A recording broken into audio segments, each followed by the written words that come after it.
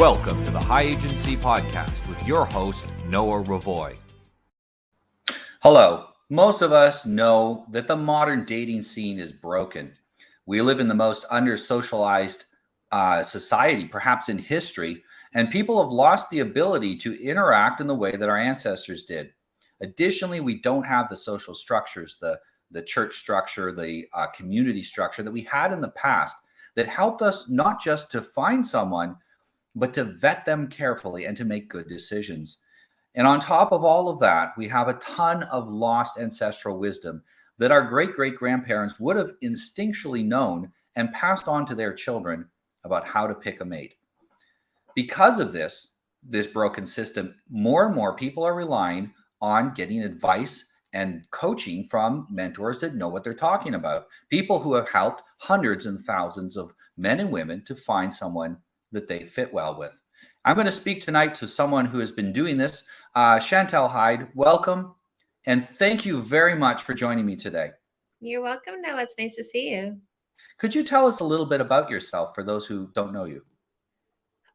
So a lot of people will say, how long you've been doing this for, what brought you to this. And the fact is, this came to me, like giving advice in terms of dating and relationships is something that people have been coming to me for over 20 years. I'm 49 now. And I seem to just sort of create this center where people come in and they bring their problems. And within 10 minutes of talking to me, they say, oh my God, I feel so much calmer. You're so soothing. And so I've always had a really good insight and perspective when it comes to giving advice. I wouldn't say like relationship advice for a long time. It was typically life advice for the majority of it. And then I got into my second marriage. And this is where I really came to blossom into understanding what creates a healthy relationship, what sort of healthy partner you need to choose, because it's one of those things where, if you buy a certain make and model of a car, now you really start recognizing that car everywhere. And so once I got into a relationship with somebody who was what I call a generous long-term thinker, a 12 out of 12, in the 12 character traits that I have in my book, No More Assholes, once I got somebody like that, and being a sociologist at heart, being a social scientist at heart, being somebody who studies how we behave. Like in my 20s, I became a dog trainer. And my question was, why is it when I change my behavior, it changes the behavior of the dog beside me? And I became a Cesar Millan working with behavioral issues. So, it's just, when I got into this kind of relationship with this sort of person, I went, ooh, this is a different breed right here. And I used to be a stripper. I don't know if you know this, Noah, but I used to be a stripper. And so what better place to put this observation in place and really start to understand the difference between different kinds of men. And so my brain went that way. What kind of man is this? What kind of man is that? And I was able to divide them into selfish short-term thinkers versus generous long-term thinkers. And by really studying how a generous long-term thinker is, I developed the 12 character traits. And so when I wanted to quit stripping, the question is, what do I do now? And being hedonistic, the answer had to be something I love, because that's what stripping was for me. It was something that I loved. And I asked myself, what am I really good at? What is happening naturally for me? And the answer was giving advice, because when I was a stripper, I didn't sell my body, I sold my personality.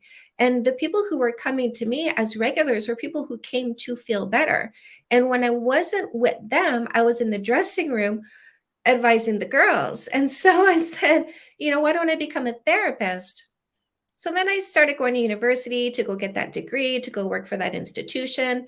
But my first husband's next wife became a child psychologist. She was finishing her PhD when he met her, and him and I were still friends. And so I met her, and, I watched her finish her PhD. I watched her start her first job in a school, and we had a lot of conversations. And the one that really made me stop and think was when she said, you're not supposed to share your story, and you're not supposed to tell them what to do. And I said, what do you mean by that? People are coming because they need advice. They need information. And she said, no, they have to figure it out on their own. And my brain blew up, because that was exactly opposite of what I wanted to do. And I realized I needed to get out of university, because the only reason I was in university was to get that piece of paper. And so I needed to stop wasting my time and money because I needed to start my own business because I wanted to do it my way. So I started my business in 2015. I thought I was going to write a book. I thought I was going to be a dating coach. But people were coming and asking for more. And, I was doing a book tour and I was seeing where there was a need for more information. And so, fast forward to 2021, I have 10 books. I do have an award in life coaching. I have a ton of people who've been helped by me either through coaching or through my TikToks or watching my live streams, my YouTube channel. And I'm just overwhelmed. Honestly, I cried yesterday on a live stream because this journey has been very intuitive, very natural, and extremely rewarding. It's interesting that most of the people I know that are coaching, they were a coach and then they recognized they were a coach. Right. It's not like they became a coach. They were, and that's basically what happened to you. You were coaching people, you were mentoring people around you, and then you recognize that's who you were at a certain point. And it's very much the same with me. I was helping people for a long, long time, first as a minister, and then later on, when I was no longer a minister, just helping people that would come to me for advice. And I realized at a certain point that I need to do more of this, and the only way I can do that is if I make it a profession. And so I started then to charge for it, and it really, it's pretty consistent theme. I really like the criticisms you made of the what would you call it, the therapy industry. It's an industry, and that's the very first thing we have to recognize is it is an industry, and that's why they have all of these rules. It's not designed for the highly skilled person that is a natural coach and mentor. It's designed to take someone with zero skills in helping people and get them good enough to get people not better, but back working again. So they're part of the tax base. And that's the objective of the therapy industry. Whereas if you really have a heartfelt desire to help people, that structure strangles your ability to actually help them. Yeah.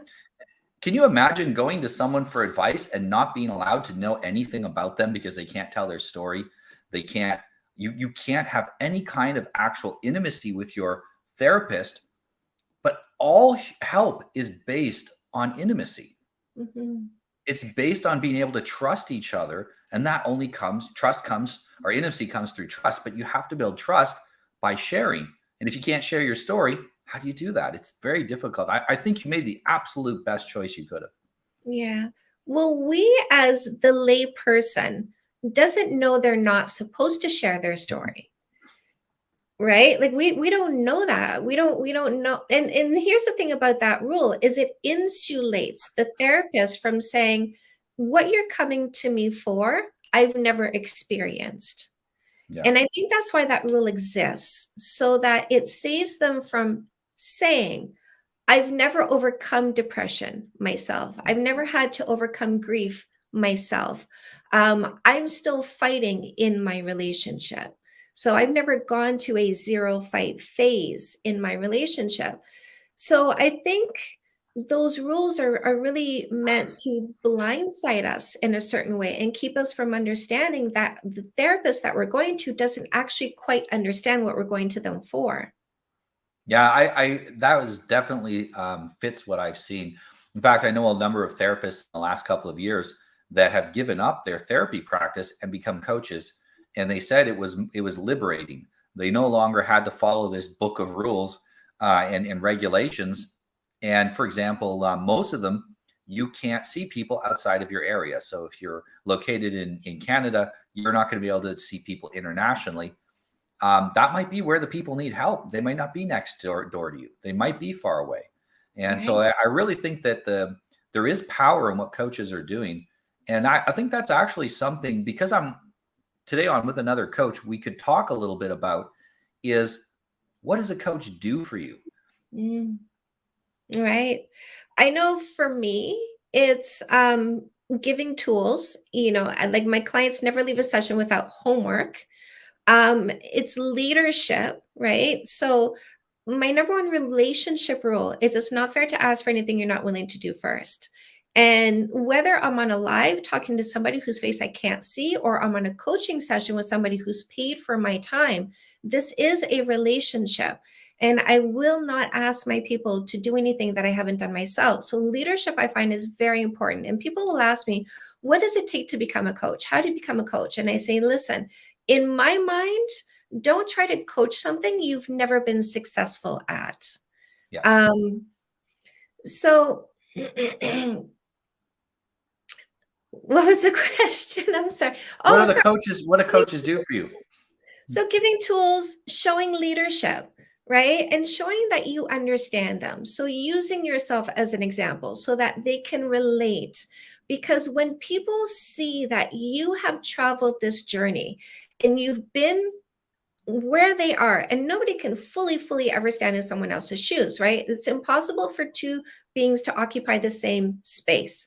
So, but being able to say, you know what, I've had suicidal ideology, I've had an eating disorder, I've had an addiction, I've been so depressed and anxious, I wanted to tear my skin open to exit my body because the discomfort was so intense.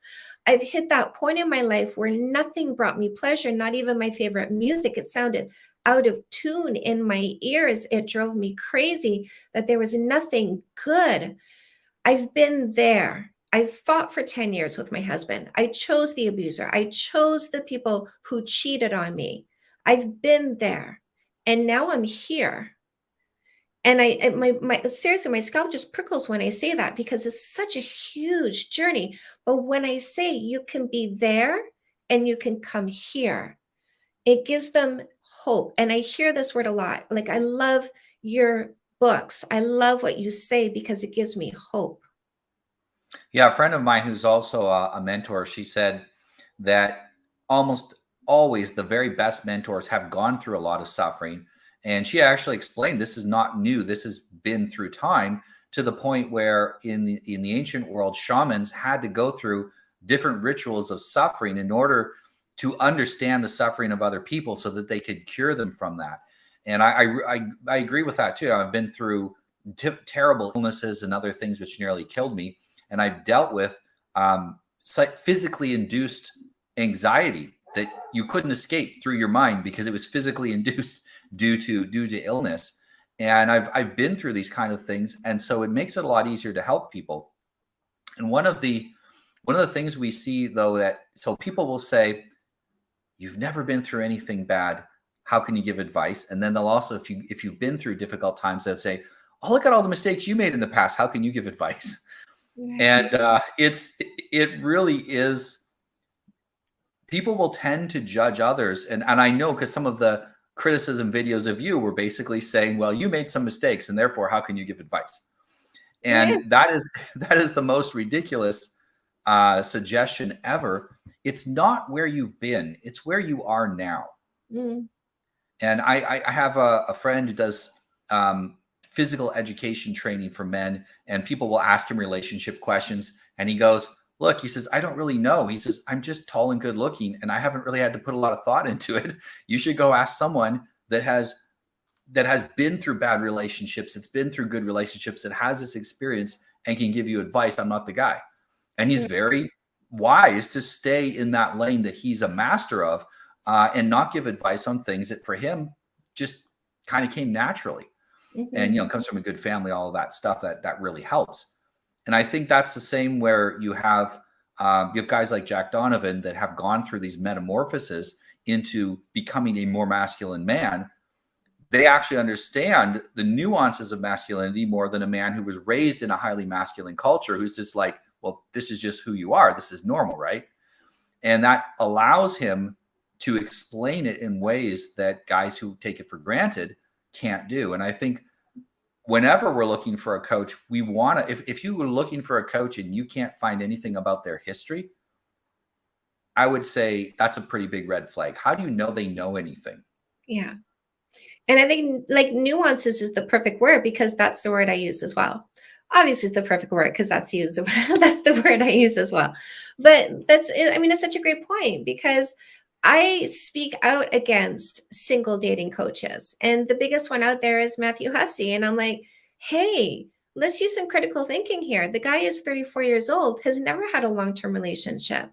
So yes, he gives great advice on how to be confident. He's a fantastic confidence coach. But when it comes to the nuances of choosing the sort of partner that will make it through into long term and be long term with you, he doesn't understand that because he himself does not have a long term relationship, has not had a long term relationship. Absolutely. It's kind of, you can give good advice, but if you don't give it from experience, that Mhm. means you copied it from someone. Right. Yeah. Because otherwise, where did you get it from? It didn't come from within. It had to come from outside. Now, I guarantee you, much of the advice I give, maybe it overlaps a lot with your advice. Mhm. Because if you're honest and if you're experiencing life, you'll often come to very similar conclusions. The difference is when a client comes to you and, it's easy to make a presentation about something you studied. But when a client comes to you with their very specific problem, and I'll have clients come to me, an hour-long session, 15 minutes in, I know everything about them, not because they've said it. The things they say, the things they don't say, the way that they inflect on certain things they say, the facial movements they have around certain subjects, when I poke them with did this ever happen to you in your childhood, or that, or the other thing? And I see, and they'll say no. And I know that no is a lie, because I've been doing this for so long. And then I will gently coax them to share if they want what's going on. It's hard to help someone that won't open up. And you can't do that if you haven't been through bad situations, if you haven't been working with people who've been through bad situations for years. This isn't the kind of thing. That's why I say most coaches were helping people for years before it became a profession. Yeah. Because it takes, I calculated when I started 8 years ago that I already had 10,000 hours spent in direct coaching Mhm. when I started doing this for money. Yeah. And I figured 10,000 hours is about what it takes to master something. So that's why I'm Mhm. good at it. Yeah. And I figured, hey, if I can make this into a living, I'll accumulate and get much better, much quicker. And Mhm. it's really, when you go to a coach, you're getting a consultant that has a breadth of experience that a normal person can't possibly have. You can't ask your mom and dad. You can't ask your friends. They don't have that experience. And they don't have the experience of working with people and experimenting with people, telling people, yes, that's an interesting situation. And I've seen it before, but I've not seen it before with a person like you. And so that combination of their situation and their personality, let's try this. How did it work? It didn't. Okay. What did we Mhm. learn from it? Let's try this other thing, and finding out what works. And it kind of gets to a point where you can intuit pretty quickly what activities. I do the exact same thing you do. I give them homework after sessions where Yeah. I know exactly what work is going to set them up for success. Yeah. And I'm sure it's the same with you. And it becomes an intuition at a certain point, but that Mhm. takes hours, thousands of hours of experience. And I think this is why dating coaches are becoming so popular, is we don't have the thousands of hours of experience built into our culture anymore. Right. Yeah. You have to Because get a it used to be the tribe, right? Like I had somebody on TikTok say, young girls shouldn't be listening to this old woman about dating. What does she know about dating? What does she know about flirting? And I said, I made a response to that. I said, first of all, my love, I used to be a stripper. I'm a master at dating. It was my job. Or at flirting. It was my job. Second of all, we used to grow up in a tribe where we were raised not just by a mother and a father, but by the aunts, the uncles, the grandparents, the older siblings. And so we had guides around us who had more experience, who were teaching us how to not get in trouble. and protecting us. When you develop these intimate relationships with your family, where you can trust their advice, and they come to you and they say that person's bad for you, and they may not be able to articulate it, but they can say, I'm getting a bad feeling. And you go, oh man, I trust my dad. If he says that person's a bad choice, I'm not seeing it, but I trust my dad's wisdom more than I trust my own. Yeah. And then people will make those decisions based on that. But like I said, we're in this under socialized society, but it's also a society almost completely lacking in trust and intimacy. I was tweeting a little while ago about the lack of physical contact and non-sexual physical contact in society. It's never been easier to get laid. It's never been harder to have to give a friend a hug in public without being criticized for it. And so now, I remember growing up, friends would just sit in a pile. My wife, because she's from Portugal, it was like 20 years behind the West in its decay, the rest of the West, because it wasn't an English-speaking country. And yeah, you see the pictures of them as kids, and they're all sitting together in a pile, hugging each other and enjoying, watching the movie or going for a car ride or going for a boat ride, whatever it happened to be. So they grew up with lots of physical contact. That leaves people with the ability to have intimate, non-sexual bonds with other people, so that they have people around them that they trust and they understand how to do that. It also makes sure that you're not so hungry for touch. This is a stripper, that the men coming in are men who are unsatisfied in their life. They're men who are not getting the intimacy that they need. Because if they were, they'd be going and getting that intimacy. They wouldn't be at the strip club. Right. Yeah. And that's, obviously some are just going for entertainment, right? Yes. The same way you have women or with a friend, or friend Right. invites them to go. Yeah. Bachelor parties, women go to male strip clubs for entertainment. There's certainly a large number of men who go to female strip clubs for entertainment. But the regulars, these are the ones who are lacking more intimate connections in their life. And so they come to a place where people are more likely to talk to them. People are more likely to spend time with them. People are more likely to get to know them. Yeah. And I always, so for me, I'm a very touchy person. And I guarantee you, if this was an in-person interview, I would have opened by giving you a hug when you first came in, and that's just how I do things. And usually nobody ever complains about that. It's wholesome and it's comforting. But most people, I find, I put my hand on someone's shoulder and I can feel it's like all the stress in their body goes out of them and they actually relax. And it's like, I remember a guy I met, and I would put my hand on his shoulder and I said, "Hey man, how you doing?" And he goes, oh. I'm like, "You okay?" He says, "Yeah, I haven't been touched in like 3 years." It was so sad. And I'm like, "Oh man, that's terrible." And I gave him a hug and he felt so much better. And we don't do that in society anymore because we've over-sexualized everything. Every relationship has to be about sex. And that's why starting relationships off with sex at the very beginning just perpetuates that dynamic and makes it hard for people to get any intimacy that isn't sexual. So they can build the sexual intimacy quickly. They can't build the intellectual, love beyond sex, the other kinds of love that we don't really describe well in English.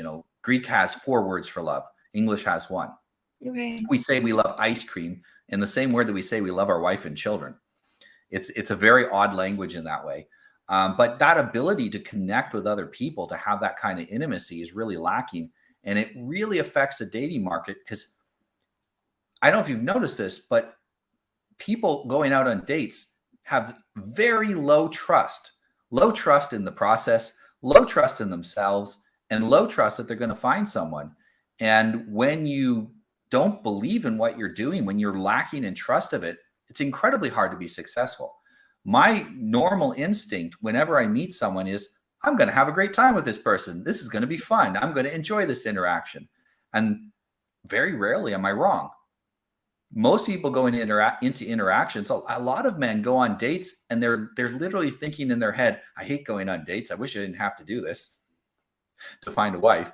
And that is, when you get into that mindset, it's incredibly difficult then to actually create intimacy. I think that's why too, that people will, okay, we're having a hard time connecting.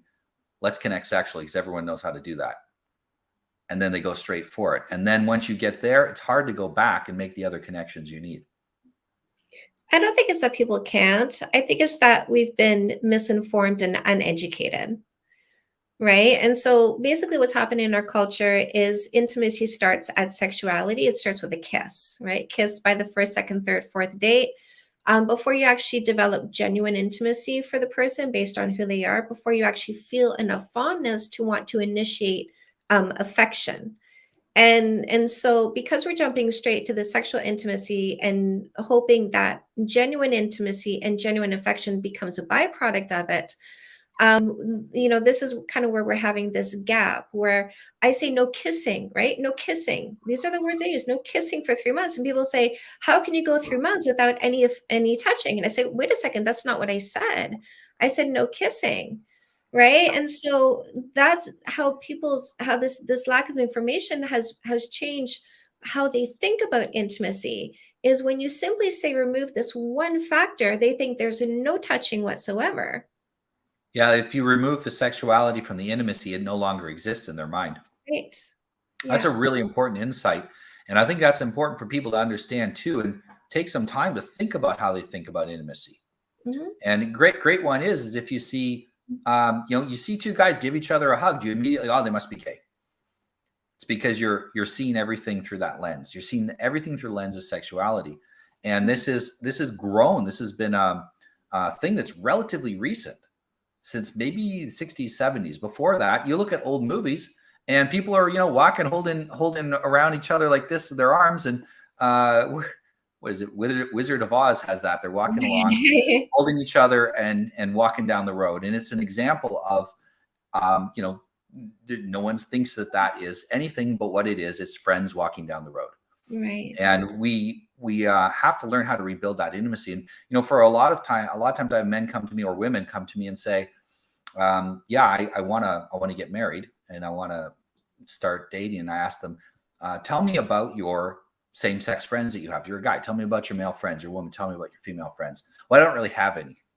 Mhm. Like, well, you know, maybe you should figure out how to be friends with someone that's a whole heck of a lot like you before you try to be friends with a woman that's, you know, going to have a lot of different needs than you have. Because if you can't get intimacy with one, you're gonna have a hard time having intimacy with women later. And a lot of times, man gets a couple of friends, his confidence in his ability to be friendly, to socialize with people goes through the roof, and they just meet women that way. A lone man by himself is fairly repellent to women. It doesn't matter even if he's good looking, but a man in a group of men, even if he's mediocre, his perceived value increases. And the same thing works for women. They've done studies on it for women. For men, I'm not sure they've done studies, but it's something that's been historically known. If you have friends, you're more interesting than if you don't. And Mhm. that's usually for me, one of the first things I encourage men to do is go strengthen your friendships and make sure that you can get along with your friends, because you're not going to get along with a woman until you can figure that out. Right. So yeah, it's um,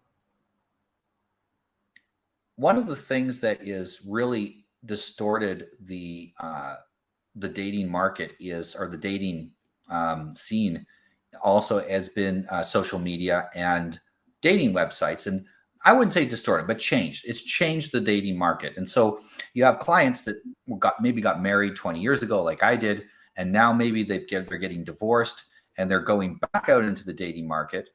And things have changed so much that everything they knew before is different. What kind of advice would you give for people that are divorced, perhaps, or their spouse died, and now they're looking to date again and enter the dating market as not a spring chicken? It's the same advice that I give to everybody, right? Here's the thing, your intention is your intention. And there's two intentions. There's I intend to just have fun and just have some hookups. I intend to get into a relationship. Or there's even three if you want to take it a step further. I intend to do neither, right? I just intend to be celibate. So pick your intention and then make your behaviors match your intent. But the behaviors matching the intent align regardless of what your age is, because they are ageless. If you want to hook up, no matter how old you are, go get a hookup. If you want to be celibate, no matter how old you are, be celibate. If you want to get into a long-term relationship, no matter how old you are, using logic is a good idea. And gaining knowledge and insight on who the person is before you choose them is a good idea. Understanding how your body functions, understanding that if you kiss somebody, If you're one of those people, and the majority are women, I mean, not men, but if you're one of the majority of women that when you kiss somebody and then someone else says, "Can I take you out?" You say, "No, I'm seeing someone," meaning that kiss equals commitment, exclusivity, and exclusivity is commitment. They go hand in hand. If I'm saying no, I've committed. That's what it means. If I'm being exclusive to that one, I've committed to them. Those words are, it's identical in that context. And so if you're going to commit to somebody for a long-term relationship, understanding who they are first, making sure they meet the 12 character traits, making sure they have the characteristics that you're looking for, making sure they make you laugh. These are important, making sure they share your fundamental values. If you want to get married, if you want to have kids, those things that have to align because you need their cooperation. Making sure they have and they have integrity and they have honesty is important before kissing and committing to that person, regardless of whether you're 18 or you're 88. Absolutely. And you mentioned that the importance of not committing to a man too early for women. And what is the point where it is okay to commit to the person? Aside from noticing your values align, what else is it that allows you to know this is the right person? And I guess what I'm getting at is that it's fairly easy for women to get dates. It's very difficult for women to get dates with men they'd want to marry. And sorry, You I don't. you have to give it time, right? Because you know as well as I do, people have a front. So I just did a podcast session with somebody who's a producer in LA. He produces shows like Naked and a Lot or Naked and Afraid, right? So reality shows. He does reality shows, cameras following all the time. And he says it takes about 48 hours to actually see them because they present who they think they should present, and then the facade falls away and you see who the person is. Now, you're not with somebody 48 hours. When you're dating, it's like 2 hours here, 2 hours here, 2 hours there. So you take those 3 months and you let the facade fall away and you look for what is consistent. Yeah, I found when I was dating, one thing that helped, and I have recommended this to clients, but it's often hard for people to follow up on it due to social groups not being as vibrant as they used to be, is to observe the person you like, not just on a date with you, but you go out with your friends and invite her and say, hey, you can bring some of your friends too. And then you see her, because it's great. If she's acting false in front of her friends or he's acting false in front of his friends are going to rib him about it. Well, you acted so weird, man. What's wrong with you? And if a man is projecting that he's a certain way and all of his friends are different, right, you know he's lying. Yeah. Because people tend to hang around people that are like them. They might be more or less intensely in that direction, but they're going to be similar. They're not going to be completely different than his friends. And I found it was a great way to very quickly find out the truth about how people behave. And it's funny to see people who behaved one way on a date or two, and then you get them with their friends, and then you see who they really are, and you can see in their face the panic of, wait, I shouldn't have agreed to this. Now I'm with my friends and I'm with people that I put a different face on, and it's a really interesting social dynamic. And I think it's the reason, like since I was a young man, my thing has always been try to be the exact same person in public, in private, and with everybody. Right. And we always have variations. I'm not the same guy when I'm playing with my kids as I am when I'm coaching. That would be obnoxious to coach your kids all the time or coach your wife all the time. But the people that I am are congruent. And that's, I think, a big part of what you need to look for in that partner is are they congruent all the time? Are they really who they are all the time? Mhm. Because even if they're not putting on a show, some people are fine some of the time, then something goes wrong. And then them in an emergency is a totally different and unpleasant person compared to them when everything's going great. I always try to get people to at least either stick around long enough, or what I did with my wife is I introduced stress into the relationship. We have to do something together. And that thing is, going to add some stress. And then I can see how we work together under stress. I can see how she functions under stress. And that gives me an idea, because when you're married, it's not always perfect. Sometimes you have stress, and you have to know how you're going to work together under that. So it's an interesting way to test each other out on the dating. But that all takes time. Mhm. Definitely, friends have to be a part of the vetting process. One thing that I say to people is, don't kiss somebody who hasn't introduced you to their friends. Don't kiss them if they haven't introduced you to the people who are important to them. And if you have kids, don't kiss somebody until they've met your kids in a neutral way on neutral territory. And don't bring home a partner as though you bring home a puppy. So don't choose somebody and then bring them home, introduce them to your kids after you've developed feelings, after you've created a story inside your mind of where this is going to go, because you're just going to be conflicted if they don't get along with your kids. Whereas if you introduce them to your kids before you kiss them and they don't get along, then you simply don't kiss them. You don't start that relationship. Absolutely. No, that's very wise. Was there anything else that you'd like to share with us about, maybe where we can find more information about you, or where someone that's interested in hiring you as their dating coach can contact you? Absolutely. I'm so easy to find. If you Google Canada's dating coach, you will find all of my social media. You'll find my website. You'll see my Google reviews. I have over 170 of them. I love my people. And go follow my TikTok, because I'm really very active on TikTok. It is my favorite platform for social media. And take advantage of the free stuff that I have. If you go on my TikTok channel, if you go on my Instagram channel, you will find I have a link tree in there. There's a lot of free things for people to take advantage of. There's a free book. There's free worksheets. There's a free long distance relationship guide. There's even a free meditation guide to get people started on meditation, because absolutely the key to having a healthy relationship is having a healthy brain. And that means shrinking your amygdala, which is your fight or flight, which is where stress, fear, and anxiety comes from, and increasing your hippocampus, which is introspection and compassion. So this brain is the perfect brain to look for the right partner, because you won't be anxiously seeking somebody. And it's the perfect brain to have in a relationship, because you won't vomit and over stress, fear, and anxiety partner. Excellent. Thank you very much.